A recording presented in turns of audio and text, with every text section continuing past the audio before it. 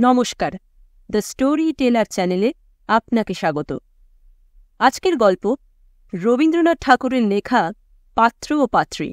গল্প পাঠে আমি অনিন্দিতা। ইতিপূর্বে প্রজাপতি কখনো আমার কপালে বসেননি বটে, কিন্তু একবার আমার মানস পদ্মে বসেছিলেন। তখন আমার বয়স 16।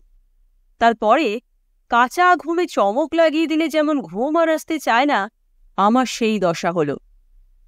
আমার বন্ধু বান্ধবরা কেউ কেউ দ্বার পরিগ্রহ ব্যাপারে দ্বিতীয়, এমনকি তৃতীয় পক্ষে প্রমোশন পেলেন। আমি কৌমার্যের লাস্ট বেঞ্চিতে বসে শূন্য সংসারের কড়িকাঠ গণনা করে কাটিয়ে দিলুম।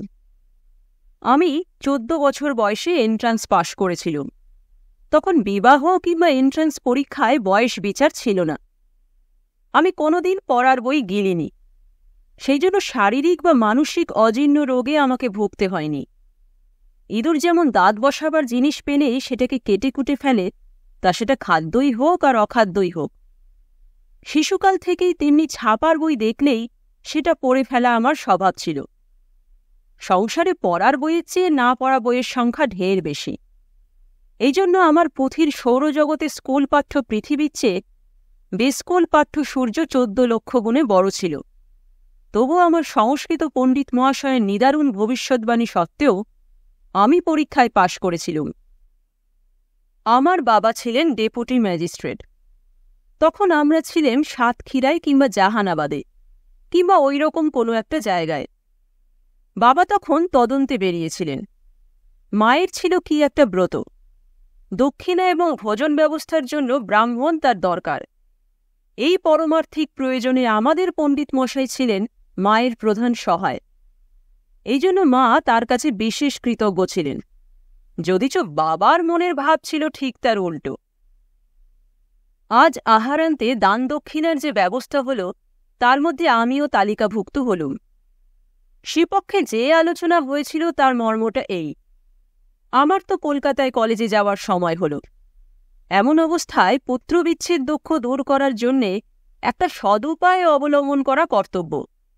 যদি একটি শিশু বধূ মায়ের কোলের কাছে থাকে, তবে তাকে মানুষ করে যত্ন করে তার দিন কাটতে পারে।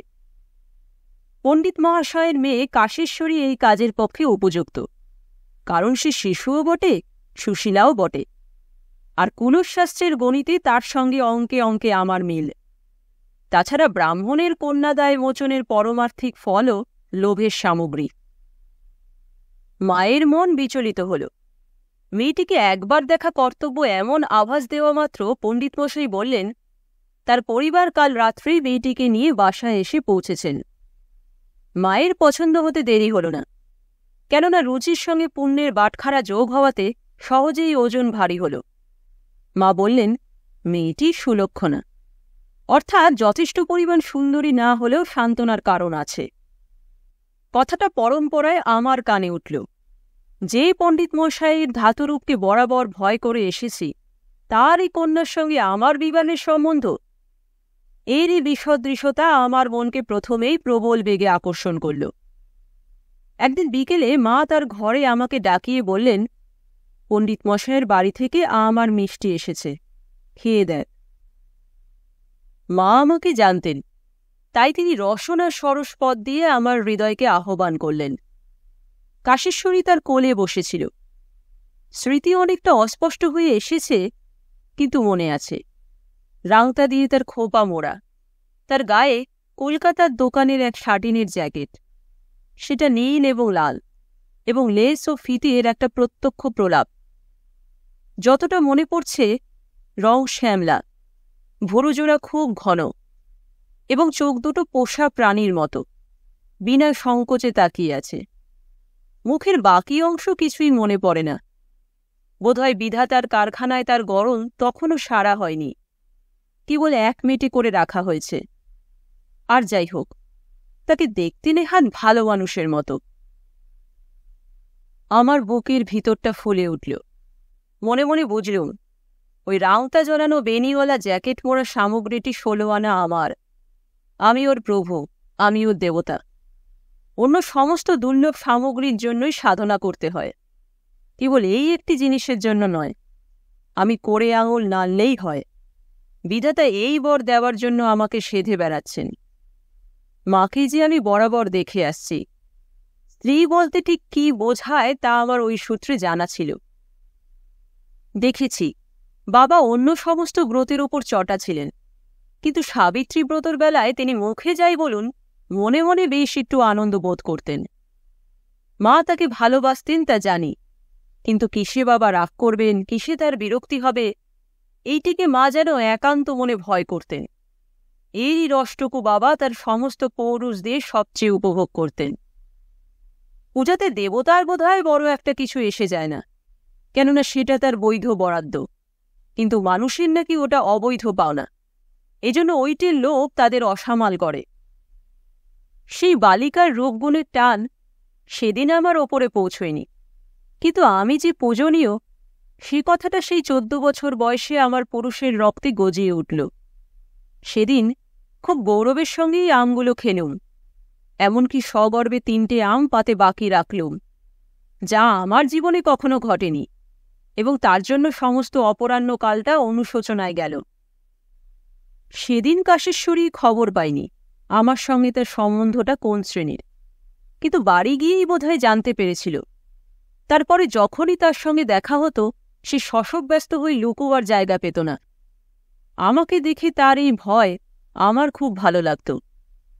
আমার আবির্ভাব যে বিশ্বের কোনো একটা জায়গায় কোনো একটা আকারে খুব একটা প্রবল প্রভাব সঞ্চার করে, এই জৈব রাসায়নিক তথ্যটা আমার কাছে বড় মনোরম ছিল। আমাকে দেখেও যে কেউ ভয় করে বা লজ্জা করে বা কোনো একটা কিছু করে, সেটা বড় অপূর্ব। কাশেশ্বরী তার পালানোর দ্বারাই আমাকে জানিয়ে যেত জগতের মধ্যে সে বিশেষভাবে, সম্পূর্ণভাবে এবং নিগূঢ়ভাবে আমারই। এতকালের অকিঞ্চিত করতা থেকে হঠাৎ এক মুহূর্তে এমন একান্ত গৌরবের পদ লাভ করে কিছুদিন আমার মাথার মধ্যে রক্ত ঝাঁঝা করতে লাগল। বাবা যেরকম মাকে কর্তব্যের বা রন্ধনের বা ব্যবস্থার ত্রুটি নিয়ে সর্বদা ব্যাকুল করে তুলেছেন, আমিও মনে মনে তারই ছবির ওপর দাগা বুলোতে লাগল। বাবার অনভিপ্রিত কোনো একটা লক্ষ্য সাধন করার সময় মা যেরকম সাবধানে নানা প্রকার মনোহর কৌশলে কাজ উদ্ধার করতেন, আমিও কল্পনার কাশেশ্বরীকে সেই পথে প্রবৃত্ত হতে দেখলুম। মাঝে মাঝে মনে মনে তাকে অকাতরে এবং অকস্মাৎ মোটা অঙ্কের ব্যাংকনোট থেকে আরম্ভ করে হীরের গয়না পর্যন্ত দান করতে আরম্ভ করলুম। এক একদিন ভাত খেতে বসে তার খাওয়াই হল না, এবং জানলার ধারে বসে আঁচলের খোঁট দিয়ে সে চোখের জল মুছছে। এই কোন দৃশ্যও আমি মানুষ চোখে দেখতে পেল, এবং এটা যে আমার কাছে অত্যন্ত শোচনীয় বোধ হল তা বলতে পারি না। ছোট ছেলেদের আত্মনির্ভরতার সম্বন্ধে বাবা অত্যন্ত বেশি সতর্ক ছিলেন। নিজের ঘর ঠিক করা, নিজের কাপড় চোপড় রাখা সমস্ত আমাকে নিজের হাতে করতে হতো, কিন্তু আমার মনের মধ্যে গৃহস্থের যে চিত্রগুলি স্পষ্ট রেখায় জেগে উঠল, তার মধ্যে একটি বলছি। বলা বাহুল্য, আমার পৈতৃক ইতিহাসে ঠিক এই রকম ঘটনাই পূর্বে একদিন ঘটেছিল। এই কল্পনার মধ্যে আমার অরিজিনালিটি কিছুই নেই। চিত্রটি এই: রবিবারের মধ্যাহ্ন ভোজনের পর আমি খাটের ওপরে বালিশে ঠেসান দিয়ে পা ছড়িয়ে আতশোয়া অবস্থায় খবরের কাগজ পড়ছি। হাতে গড়গড়ির নল, ঈষৎ তন্দ্রাবেশে নলটা নিচে পড়ে গেল। বারান্দায় বসে কাশেশ্বরী ধোবাকে কাপড় দিচ্ছিল। আমি তাকে ডাক দিলুম। সে তাড়াতাড়ি ছুটে এসে আমার হাতে তুলে দিল। আমি তাকে বললুম, দেখো, আমার বসবার ঘরের বাঁ দিকের আলমারির 3-এর থাকে একটা নীল রঙের মলার দেওয়া মোটা ইংরেজি বই আছে, সেইটা নিয়ে এসো তো। কাশি একটা নীল রঙের বই এনে দিল। আমি বললুম, আহ, এটা নয়, এর চেয়ে মোটা, আর তার পিঠের দিকে সোনালি অক্ষরে নাম লেখা। এবারে সে একটা সবুজ রঙের বই আনল। সেটা আমি ধপাস করে মেঝের ওপর ফেলে দিয়ে রেগে উঠে পড়লুম। তখন কাশির মুখ এতটুকু হয়ে গেল এবং তার চোখ ছলছল করে উঠল। আমি গিয়ে দেখলুম 3-এর শেলফে বইটা নেই, সেটা আছে 5-এর শেলফে। বইটা হাতে করে নিয়ে এসে নিঃশব্দে বিছানায় শুলুম, কিন্তু কাশিকে ভুলের কথা কিছু বললুম না। সে মাথা হেঁট করে বিমর্ষ হয়ে ধোবাকে কাপড় দিতে লাগল এবং নির্বুদ্ধিতার দোষে স্বামীর বিশ্রামে আঘাত করেছে এই অপরাধ কিছুতেই ভুলতে পারল না। বাবা ডাকাতির তদন্ত করছেন, আর আমার এইভাবে দিন যাচ্ছে। এদিকে আমার সম্বন্ধে পণ্ডিত মশাইয়ের ব্যবহার আর ভাষা এক মুহূর্তে কর্তৃবাচ্য থেকে ভাববাচ্যে এসে পৌঁছল, এবং সেটা নিরতিশয় সদ্ভাববাচ্য। এমন সময় ডাকাতির তদন্ত শেষ হয়ে গেল। বাবা ঘরে ফিরে এলেন। আমি জানি মা আস্তে আস্তে সময় নিয়ে গড়িয়ে ফিরিয়ে বাবার বিশেষ প্রিয় তরকারি রান্নার সঙ্গে সঙ্গে একটু একটু করে সইয়ে সইয়ে কথাটা পারবেন বলে প্রস্তুত হয়েছিলেন। বাবা পণ্ডিত মশাইকে অর্থলুব্ধ বলে ঘৃণা করতেন। মা নিশ্চয়ই প্রথমে পণ্ডিত মশাইয়ের মৃদু রকম নিন্দা, অথচ তার স্ত্রী আর কন্যার প্রচুর রকমের প্রশংসা করে কথাটার গোড়াপত্তন করতেন। কিন্তু দুর্ভাগ্যক্রমে পণ্ডিত মশাইয়ের আনন্দিত প্রগলভতায় কথাটা চারিদিকে ছড়িয়ে গেল। বিবাহ যে পাকা, দিনক্ষণ দেখা চলছে, এ কথা তিনি কাউকে জানাতে বাকি রাখেননি।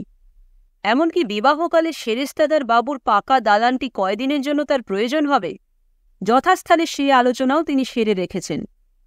শুভ পর্বে সকলেই তাকে যথাসাধ্য সাহায্য করতে সম্মত হয়েছে। বাবার আদালতের উকিলের দল চাঁদা করে বিবাহের ব্যয় বহন করতেও রাজি। স্থানীয় এন্ট্রান্স স্কুলের সেক্রেটারি বীরেশ্বর বাবু তৃতীয় ছেলে, তৃতীয় ক্লাসে পড়ে। সে চাঁদ ও কুমুদের রূপক অবলম্বন করে এরই মধ্যে বিবাহ সম্বন্ধে ত্রিপদী ছন্দে একটা কবিতা লিখেছে। সেক্রেটারিবাবু সেই কবিতাটা নিয়ে রাস্তায় ঘাটে যাকে পেয়েছেন তাকে ধরে শুনিয়েছেন। ছেলেটির সম্বন্ধে গ্রামের লোক খুব আশান্বিত হয়ে উঠেছে। সুতরাং ফিরে এসেই বাইরে থেকেই বাবা শুভ সংবাদ শুনতে পেলেন।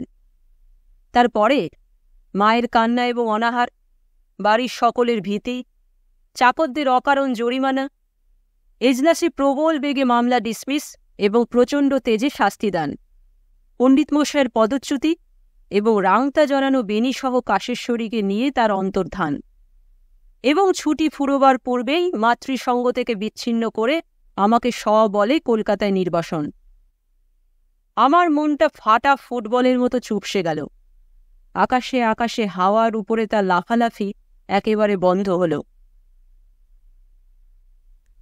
নমস্কার, দ্য স্টোরি টেলার চ্যানেলে আজকের স্টোরি এখানেই শেষ। Please do like, share and subscribe to my channel and press the bell icon for the new update. নতুন গল্প প্রতি বুধ এবং শনিবার ঠিক সন্ধ্যে ৬টায়। অনেক ধন্যবাদ।